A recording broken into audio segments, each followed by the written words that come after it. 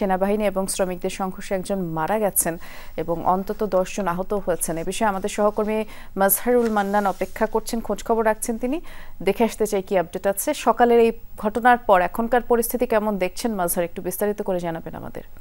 বৃষ্টি ঠিক এই মুহূর্তের যদি আপনার পরিস্থিতির কথা বলি, আমরা আছি ঠিক উত্তরা যে এপিজেডটি আছে তার ঠিক সামনেই।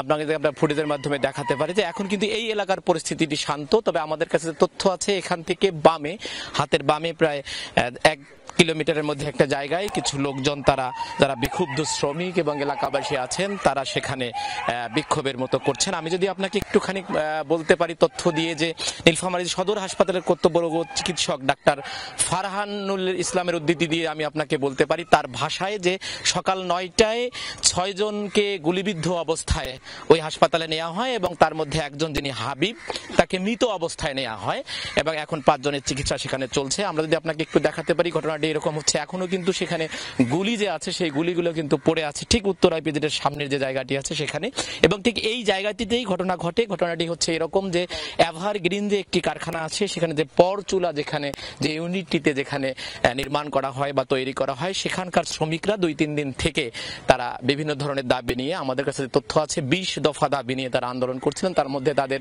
একটি বড় দাবি ছিল বেসিক যেটি হয়, অর্থাৎ 10 বছর চাকরি করবার পর তাদেরকে কিছু টাকা পয়সা দেওয়ার কথা, সেটা না দিয়ে সেটা সহ আরো 20 দফা দাবি তারা করে আসছিলেন। এবং এটি নিয়ে এক ধরনের অসন্তোষ তৈরি হয় এবং মাইকিং করা হয় এলাকায়, যে পরচুলার যে এভারগ্রিনের যে পরচুলা কারখানাটি আছে, সেই কারখানাটি বন্ধ করা হয় কাল রাতে। এবং এরপরে যে ঘটনাটি ঘটে, আজ সকালে সেই বিক্ষুব্ধ শ্রমিকরা এখানে আসেন এবং আসার পর তারা এই যে গেটটি আমরা কিছুক্ষণ আগে দেখালাম, সেই গেটটি দিয়ে ঢুকবার চেষ্টা করেন।